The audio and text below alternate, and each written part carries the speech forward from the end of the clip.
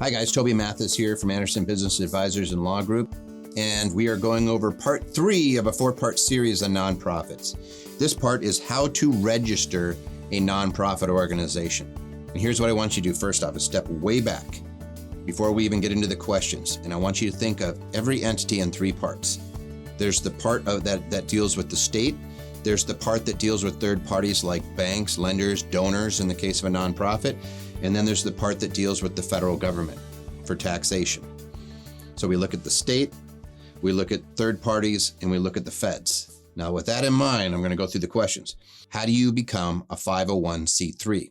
That is a charitable organization. There's 29 different flavors, and we're picking one of them, 501c3, which is religious, charitable, scientific, amateur sports, prevention of cruelty to animals, things like that, elder abuse, all those things fall underneath this 501c3.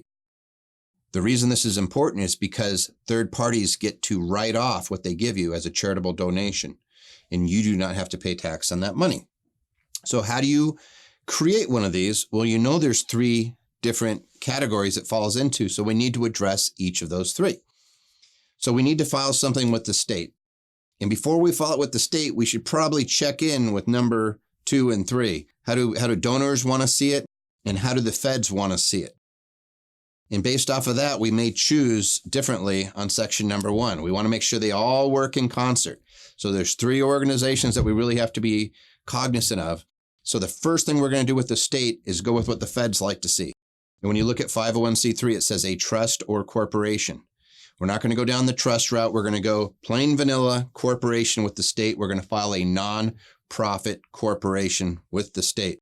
It's going to have bylaws that show that it does not have shareholders, because nonprofits do not have shareholders. They're run by their directors only. It does not inure to the private benefit of any shareholder. In fact, you have to have magic language in both of these to comply. Once you do that, then we apply with the feds for a tax identification number called an EIN. We get that number, and then we take all of this and we come up with a plan that we put in an application with the federal government for an exemption, saying this entity should be exempt from taxation. And when I say exempt, it does not pay tax. That's really critical. And that is an application called a 1023. If this sounds complicated, it is not once you do it. But the first time you do it, it's going to be a little complicated. That's why you use a professional to do it, is to make sure that these things are covered. You have about 29 months from the date that you apply for your exemption to obtain it, or that it's relating back to the date that you actually file your organization. So here's a question we get all the time. I set up a corporation. I tried to file for my exemption. I was denied. Am I hosed? Am I going to not get my exemption letter now? No, that's not the case. We have up to a little over 2.5 years to get the exemption. We will need to answer the questions and make sure we're applying it right. So if you've ever been denied your tax exempt status, it's because something was deficient in your application. The vast majority are going to be declined. We've been doing this for 20 years. We've done over 3,400 of these. It's not unusual not to get a decline, but extra questions. When I see a decline, it's almost always because the party didn't know what they were doing. With us, we've done these so often, we just say, all right, here's the categories we have to fall in. We're going to vet it out before we ever apply, so that we only have to apply once. Maybe we have to answer a few questions to make sure that the officers who are reviewing the file are satisfied. We've never had one not get approved. That's important. Next question. How do you start a nonprofit with no money? It's really interesting you say this, because I just did a wonderful podcast with Meg Boozing, who runs Camp You Can, the Midwest You Can organization. And she was a retired nurse. She actually had a traumatic head injury. She was making less than $10,000 a year, as you'll hear on the podcast. I'm not saying anything she wouldn't want me to say. And she took this thing and grew it into something really amazing.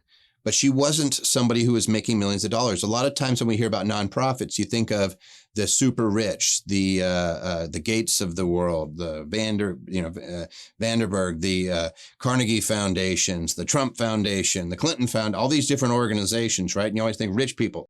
That's not the case.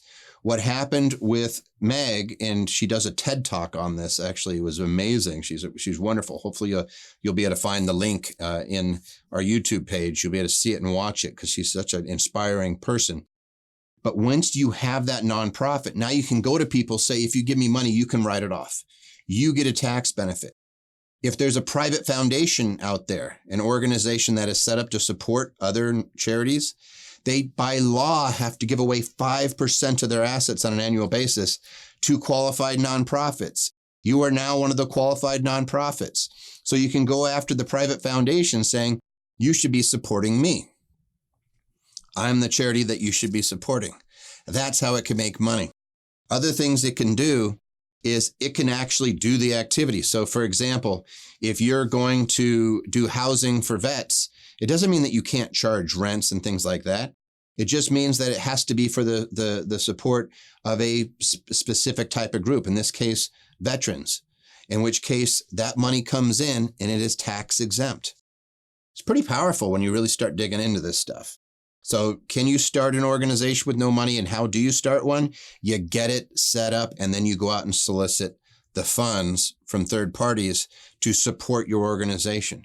It could be as simple as saying, hey, I have 2 or 3 families that I need to help. Would you be willing to sponsor one of those families? It's going to cost you X number of dollars. You see this stuff on TV all the time. They're like, hey, support a family or support this puppy, you're $1 and we'll give you a picture. All those things are meant to make a better connection between the donor and the company that's actually receiving the funds and the ultimate beneficiary of those funds, which tends to be a person or an organization or a class of people that needs help.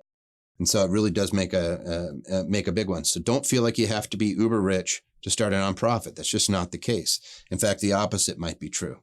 You just need to be passionate about what you're doing. If you're setting up a nonprofit specifically for tax reasons, then I would say you need to be reconsidering why you're doing the nonprofit. You really should be doing these because you have a passion about it. Otherwise, there's lots of nonprofits that could use your money to benefit organizations, and they're helping people that you might want to be giving your money to instead. What qualifies as a nonprofit organization? It is a gamut. It is quite literally, if I'm going to say a nonprofit organization, the best example I can give you is when I was in a Rotary Club, which is a business club. The business club was a 501c6, I believe is what it would be termed, a business organization. They meet every week. They're tax exempt, but it's not a charity, meaning that I can't give it money and write it off. If I give it money as part of my business, I could write that off as a due for a club in which I might be generating business. But this is not the charity. The Rotary has a foundation, which many of you guys know because it eradicated polio, or helped eradicate it in the United States for sure, did an amazing job of attacking something that was prevalent and making it to where we don't even think about it that much anymore. But that was a 501c3. So the Rotary Foundation was the 501c3, the organization set up for medical purposes. And then you have another nonprofit for the business association. So there can be different things. What qualifies? Something that is benefiting society. The way I always describe this is if you're doing something that the government could be doing or that helps people, then chances are it could fall into a nonprofit category.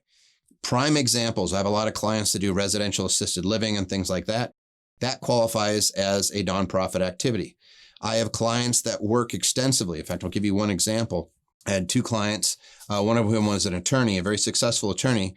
And she was having difficulty doing transitional housing for folks that were coming out of prison for nonviolent offenses. It was women for nonviolent offenses, meaning that they got wrapped up usually with the wrong guy or the wrong girl or something and got tied up into something where they weren't a violent offender and they needed to not be in jail, but they really should be in housing. And she would set up these homes for clean and sober living for these women that were coming out, and she could not get any traction as a for-profit organization.